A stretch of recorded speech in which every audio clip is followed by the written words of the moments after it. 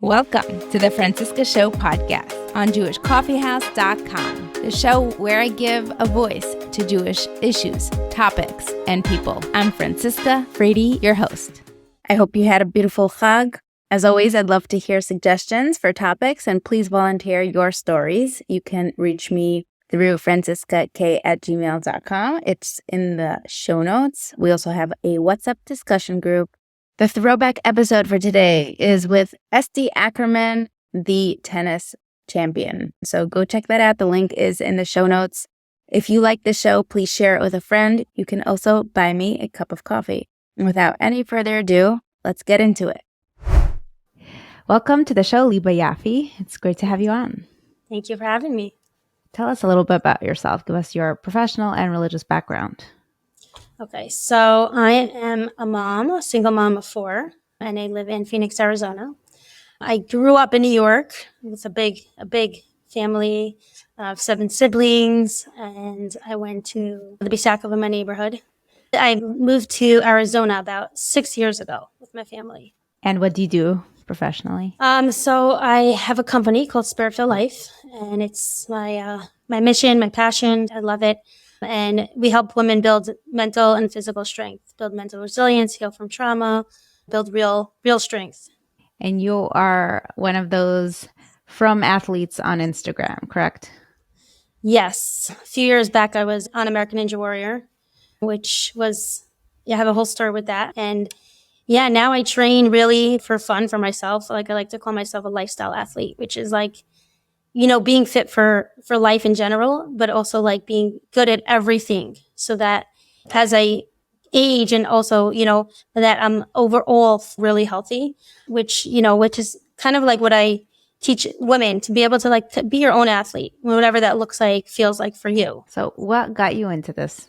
What got me into athletics? Or American Ninja Warrior? Let's go into that a little bit. I'm sure you're tired of telling the story. I mean, so, when I was a teenager, I started working out. It was like, I always say it was like my drug. It kept me out of trouble, but also it wasn't from a healthy place. Like it was a distraction from my feelings. It was how I escaped basically, but not from a place of healthy or healing. As I went through my own journey, I really felt really strongly that there's so many women who struggle with their relationship with food, their relationship with themselves. Really being able to heal that after struggling with it for most of my life. It's something that I feel like most people don't understand, that it goes somewhere really, really deep. So I was able to take, let's say, fitness and turn it into a tool that helps you heal your relationship with yourself. When I started American Ninja Warrior, I went because I was looking for something new. I said, I want to do something that's actually challenging for me, that I'm not so good at, that I have to face my fears. I'm very scared of heights, and people can't believe that. They're like, you're scared of heights? I'm like, yep. It's everything I do. It's a fear for me. I have to face it. And then, when I went to Ninja, I'm like, perfect. This is exactly what I needed. And then when I realized that there's the whole competition, I wasn't planning on going on American Ninja Warrior. I was like, there's never been a Jewish woman, a religious Orthodox woman who's been on the show. And to be able to just do something that's never been done before was something that excites me, because I go big home, or I just go big. That's how I do things.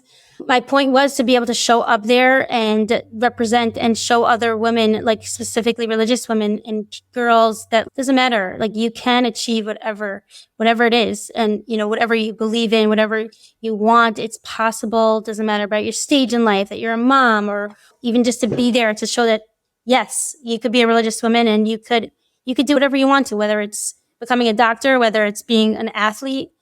I want to hear more about that relationship and struggle with food and using the working out as a counterbalance.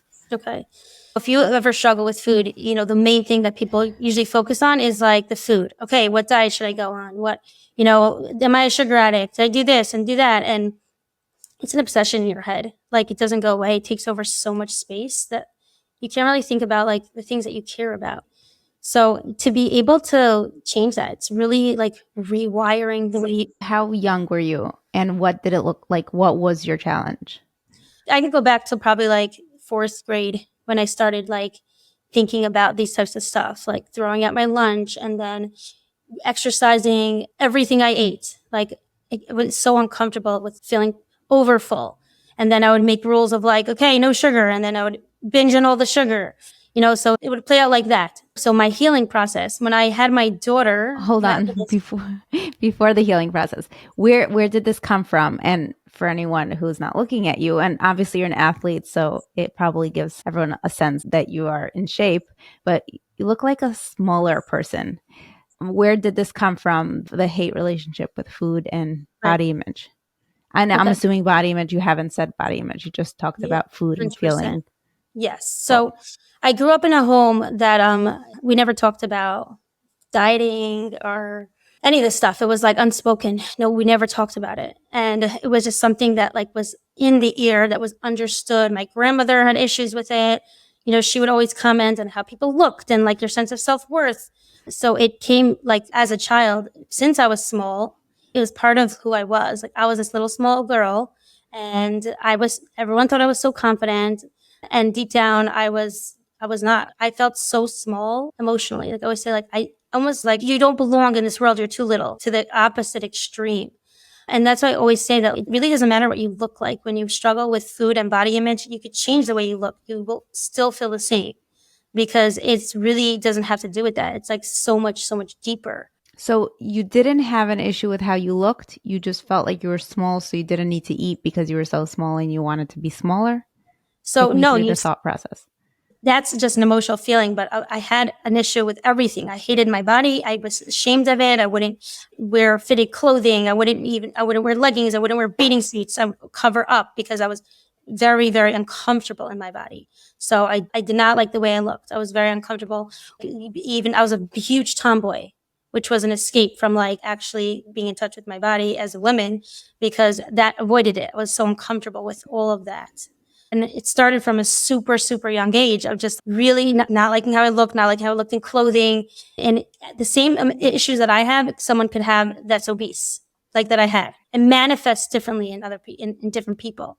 People always ask me, who do you think you are? Like, how could you talk about these things? Like, look at you. So that's how I say it's like an internal thing, because it really doesn't have to do with how you look. That makes sense? Yeah.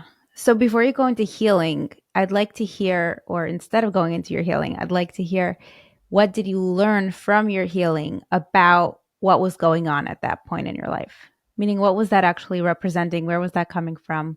Why was that happening? Okay. As a kid, I felt a lot of like, I had to be the strong one. I was the strong person. So I kept down what I really felt. Anything. Why did you have to be the strong one? Let's think about how I want to answer this. One of my siblings was sick when I was a kid with an eating disorder. And there was a lot of focus on that. And I became like the person who took care of everyone else in the family, basically. What's your family placement?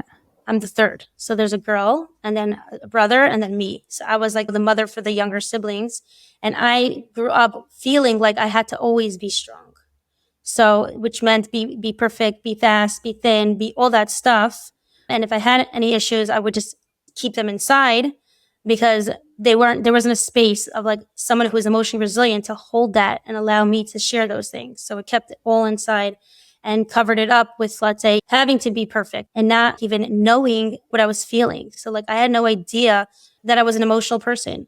I learned through all the healing, like that I am a super sensitive, emotional person, which was like unknown to me because I was so busy covering it up with trying to be strong and all that. So the first time you started to address your challenge was when you had your first baby? I mean, I tried to work on it for a really long time in my whole life, like since I was younger. But when I had my daughter, who was born with, she got alopecia when she was 2, which means she has a hair loss condition. She's bald. So it was like smacked in my face that if you don't love yourself, if you're not confident, then there's no way that you're going to be able to like even hope that you're going to have a daughter who's completely bald, who feels comfortable in her body. And that was just like a wake up call for me. Let's go to your next big thing in life. Should we focus on the athlete part of it more, or should we go into marriage and becoming a single mother? I can connect it. I can share the story. So I'll start with being an American Ninja Warrior. So I applied for the show. I got on. I'm an anomaly, like one of a kind, meaning there was no one else like that, on the show. Besides that, I'm the shortest and the smallest person that was there. But the first year that I went on, I got tons of press attention, a lot of it, and I put on a tremendous amount of pressure for myself, which was I need to prove to everybody that I'm who they think I am, which was very difficult for me. I didn't even realize that I felt that extreme, but when I fell in the beginning of the show right away, so I fell in the beginning, I couldn't think about it for a month, and I felt like a fraud, like a really extremely, like felt like that. So the second year when I went on, my goal was to make myself proud. That was the only thing I needed. I'm going to make myself proud, and it doesn't matter about anything else. And I was able to show up there with like 100% being present. And then I was able to prove what I wanted, which was get a TV, like a whole episode about the Jewish home. Like they came to my house, they filmed me doing Shabbos and all that kind of stuff. My kids, like, it's their bragging point of their life. They're like, my mother was this. It's the cutest thing.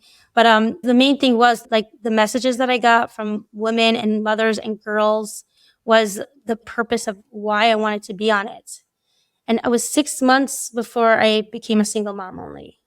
So from there to decide if I wanted to go back on the show, it was very, very difficult for me because I really wanted to.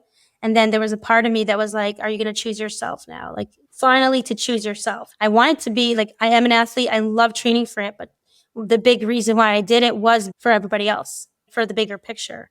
So I decided not to go on the show, apply again, which was a huge part of like my whole, just really choosing of like what's going to be the best thing for me. I wasn't ready. I wasn't brave enough. I wasn't ready to like tell the world who I was and just come out there. Like you just look at the episode, it's like the perfect little family, it looks like. You're saying you got divorced and then you didn't want to go back on because you felt like you would be doing it for everyone else. Yeah, it was like right after I got divorced and I felt like I wasn't ready to show the whole world of like who I was right away. And when you say who you were, you meant a single mother, your new identity? A single mom, becoming more modern. I almost felt like people were going to be upset at me. They're like, how could you represent yourself in one way and now you're this way? For me, I'm so used to being the person that everyone says, wow, look at her. So that was really scary for me to be like, yeah, I'm not this perfect person that you think I am. So I chose not to because of that reason, because I knew that I needed to build more strength in order to be able to show up in the way that I needed to show up, which I never actually even shared that yet. I'm not holding it back. I just don't know exactly like how to say it. I appreciate you sharing that. Yeah.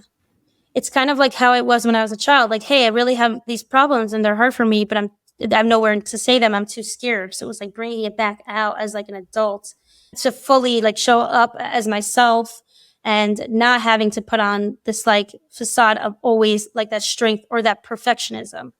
Can we talk more about all the different elements you have going on TV and making your life public and sort of representing the Orthodox woman in the world of athletics? And then you have the big life change of divorce. And then you have the big life change in your lifestyle of observance, or let's call it lifestyle of being Jewish. Right. Can you explain what happened first? Did one lead to the next? Because the obvious question that's roaming around people's minds right now are, don't go on TV because once you get the fame, then you're thinking about yourself and not your family. And that's going to cause issues in your shalom bias. And, you may not want to be so fromm after that. And, explain the timeline. Yeah. People ask me that, like, is it because you became successful? Right. Does that connection to like you getting divorced and all that kind of stuff? So I would say, first of all, I was an American Ninja Warrior first, then I've gotten divorced afterwards, and then I came out of the closet, meaning then I was just like more public about being outwardly more modern, let's say. And when you say more modern, what are you the way I dress? So on the show, I'm wearing a skirt, I covered my hair, and now if you see on my social media, like I don't cover my hair, and I work out I wear pants and stuff like that. So but the covering in the hair and divorce sort of can go hand in hand. But right. Yeah. Right. Okay. So I would say, first of all, it's not connected. It's not connected. Sometimes when you heal, you actually you become a stronger person, and things that were unhealthy are not okay anymore. So it's like, it makes sense to be on a healing journey and then something big happening afterwards. Let's say it would be a divorce or something, because now, I'm, let's say, a healthier person and more out there. So give examples. Healing journey, healthier person. Like, what does that mean? I didn't cover my hair for at least 2 years before I started, I say, not covering my hair on social media. Even the time that I was on American Ninja Warrior, there were times I did not cover my hair. But I lived with so much fear, caring about other people's opinions. Like, it controlled my life because I so badly wanted that recognition that I always got my whole life. So it was it was, people are like, how could you do? I'm like, you know what? I actually didn't, I really was like this already, but I was too afraid to like be open about it. Now, once I got divorced, my whole attitude and my whole process, like, this is the life you're in. It's your choice. I get to choose joy every single day. I get to choose, like, it's me and me. So if I'm going to live in that fear within myself, it's like almost like no more excuses anymore. So it's helped me a lot, really, like, own up to everything, basically everything, and really choose how I want to live. Now, one other thing is that I used to get very sick when I was married. The last 2 to 3 years I was married, I was physically dying. Like, I would get sick, I would throw up for 3 days straight, I would have to get IVs and all that kind of stuff. And I'm not like authentic for real. Like, I will get sick, like I get physically sick because it causes me so much, like me not being able to be myself, me holding back my truth, like all that, as when it started, like going back from my childhood of holding all those things down. So as an adult, for me, being authentic and being myself, like how much that I couldn't even go on the show, is really like, it's an important part. And it's also something that I also believe in for everybody. Like, everybody needs to live in their truth, whatever that is for them. You said so many interesting things, and I'm curious about different elements. It's very common that women start becoming less stringent on the way they dress and cover themselves, right? That's very common. People being public about it or doing it in front of their family members, that's another level to it. You already were in the public eye, so you had to have a few levels of categorization. When do I do what? But I'm specifically curious about the intentions. I can see somebody, I remember on the episode with my sister and my mother, I said, how do you go from skirts to pants? And she said, the gym. So speaking to an athlete, was it just so annoying and inconvenient, and it felt like you're in pants when you're working out, and then you have to put on that skirt when you're on the show or when you're on social media, and then it just became such a interference with your authenticity, and also an interference with how fast you may be, potentially, if it's interfering with your activity. Was that a bigger thing, or is it more you just So actually, felt, like, I loved wearing skirts in the past. Like, I had all these workout stuff. I was like, I liked it. It didn't physically interfere with, let's say, my, what I your was doing. speed, or Yeah, exactly. And I was proud of it. And I don't, now I believe that, like, you can't have a healthy relationship with God if, like, you have unhealthy attachments. If you do things for other people, or you want to be a certain way because you want to be accepted in a certain place. There's all these emotional things attached to our relationship with God. And some people don't even know that. That's why there's a lot of unhealthy, very from people. Meaning that's why people do bad stuff. It's not because of religion. It's because they're not healthy. So, like, that's something I believe. I realized that my relationship with God was fake, wasn't real. It was coming from trying to please people or fit in. And once I worked through that, the concept of realizing that I'm doing things for other people, other people's opinions, I never talked about God in my program until I got divorced. It's so much a part of, like, Emunah, we talk about it all the time. It was like literally a shift, because once I started being, like, honest with myself and working on my relationship with God from an authentic place, it was like floodgates into my life of real, let's say, learning that connection. I would never say, like, what's right or wrong. It's not like I think one thing's right, one thing's wrong. I'm not smart enough. I don't know enough. And I don't know if I ever will. I'm a very spiritual searching person. I'm going to keep doing that. And it might look like wrong for some people on the outside, which I understand. And I only shared I only started to share it on social media when I got to a place of, I'm not looking for approval or anyone else's opinions. It's okay what people think or say.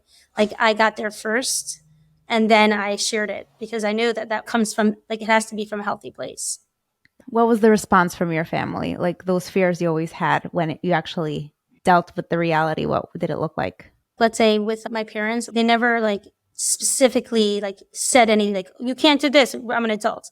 But what I did say to them is, meaning I had conversations with explaining that I'm on a journey. My parents are all chuvas. I'm on a journey, and, I'm like, this is important in my life, like, so they understand that this is not something that, like, it's a passing by, it's something that I value and I'm working on. And then I also said to them, there's no, like, they were coming to visit me, I'm like, judgment doesn't belong in my, like, home. I need you to be able to be here, be with me without any judgment. And I said it from, like, a real place, because I was like, I cannot handle that right now. It's not something that I want, and they showed up, like, they did 100%. They dropped their, like, nervousness, and they just realize of, like, really who I was. Like, oh, okay, we don't have to worry about that, because they see me. They know who I am now, because I don't hold back. We're afraid of people's reactions if you're like a people pleaser, but then when you're vulnerable, you get back exactly what you need, because you're being real, like, you're being vulnerable, you're explaining the process, the part of your journey, the pain. You said it's not because of the gym and skirts were uncomfortable. So then what was it? How does it make sense that for you taking off your head covering and the skirt makes you feel more authentically Jewish? Can you explain that? So this is where the tricky part gets in, because I never talk about, like, I do this because I don't believe in that, or this is the truth. Or I know that it's very difficult because I don't feel like there's only one way. And I don't believe necessarily that this is the way, like, let's say you have to cover your hair. There's so many different opinions and thoughts. And I don't think that this is, like, I might decide to not be like this. You know what I mean? Like, nothing's finite. There's some people who are like, I don't believe in that, or this is that. Like, there's no anger. I'm not upset at the religious world or anything like that. It's also, my clients, some of them are Hasidish, right? And, like, we connect because I have, like, just this certain attitude of, like, really, like, being open-minded, but not in a way like everything goes, but, like, understanding that every person has, like, a whole story and that we don't even know their whole story. And I don't talk about it because it's not like I'm saying this is right, or even understand it 100% fully of myself. I go through that myself also, like, back and forth of, like, what do I know to be true? Asking questions, searching. When you said all the moving parts in your life weren't connected, how did your divorce play a role? And you said it's not connected, but everything has to be connected. Right. How does that play into all these transitions and life events? So what do you mean when I said it's not connected? Like, it's not connected to, let's say, being an athlete? Well, when I said, did that fame interfere with Shalom Bias and the becoming more modern? And then you said none of it's connected. And my underlying question is what the divorce, I don't know, it's the question I'll let to ask, but how does that fit in within the story? The reasons or the things that broke? Was it something that never worked to begin with and this sort of made it explode? Or did your searching for your path lead you into separate ways? We were married for 12 years. We went to therapy for 11 of them.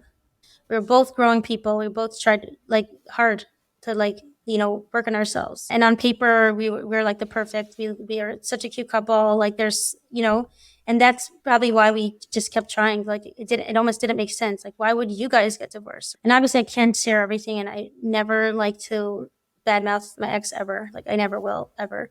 But we could not, I'm saying we could not heal together. It wasn't possible. Like, we couldn't. We tried everything. And because of a lot of the history together, there was just so much mistrust with emotions, like emotional safety. It came to a point that it was just like, we were in too much pain, and we tried everything that we could at that point. And once I got divorced, it was like I stepped over a line. I was like, oh my gosh, this is me. I didn't even know this is me. I never looked back. There was never a time that I'm like, maybe I shouldn't have. Nope, not once. Because right away I saw that, like, once I wasn't attached to that, it was like, oh my gosh, I'm a completely different person.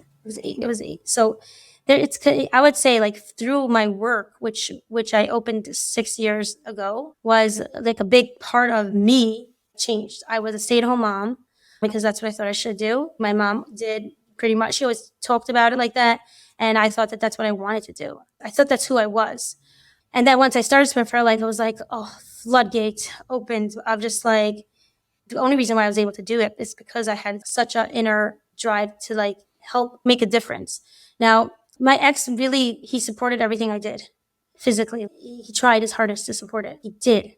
But there was an underlying part that I knew it wasn't like, I wish you didn't do it. I yeah. wish you didn't need to do it. And then it wasn't necessarily specifically because of the athlete stuff, but it was a distraction from the pain that I was in to do something else. We tried to deal with it, but I got myself engrossed in those types of stuff so that I wouldn't have to feel everything. It's almost like I have something else to be into and to love and all that kind of stuff. But if we were in a good place, it would have just been a bonding thing. Like, it's not a distracting thing. Only if you're not in a good place, then it could be used almost like a drug. Anything you'd like to share as we wrap up? Do you have big goals for yourself? Do you regret doing it? Are you happy you did it, but it's not what you want to do in the future? And I'm sorry for putting words into your mouth. Go ahead. I do not regret doing it. I still think it's probably one of the bravest things I did, even more than getting divorced. I would love to do it again or something like it, like us to be on some sort of TV show. I do think that I have a gift that is like very unique. Like, I have a physical strength that's very rare. The way you look makes an impression. It does. People, the way I look right now when I'm not wearing, like when I'm wearing a tank top, I walk into a room and women come over to me all the time. They almost like start crying almost. Tell me, like when they see me working out now, it's like, what do you do? Tell me what's going on in your head.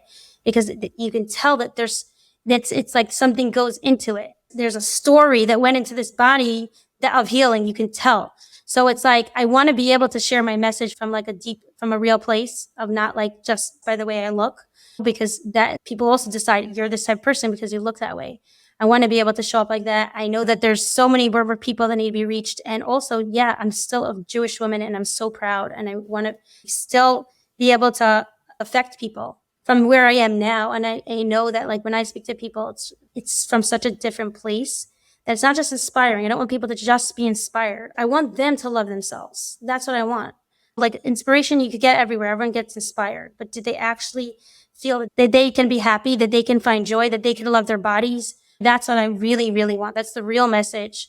And I want to be able to do that, but I also want it for myself. I'm like, I'm so strong. It's so much fun. I want to excel at something like that because it's so fun for me from like this place, because I know how real it is now. And do you feel like you have joy and you have that strength and that love for your body and for yourself? I do. And I do. It's a beautiful thing. Well, I'm so thankful that you shared your story and you're willing to share some of the things you've never shared before. For sure. So thank you for that. I want to shout out to your brother, Israel, right? Mm-hmm. Who I met in Arizona when I spoke at a podcasting conference maybe 2-3 years ago. Wow. And he told me about you. So, I didn't know that. Thanks for listening until the end. Please share this podcast with friends. Check out the other episodes in the archive and see you next week.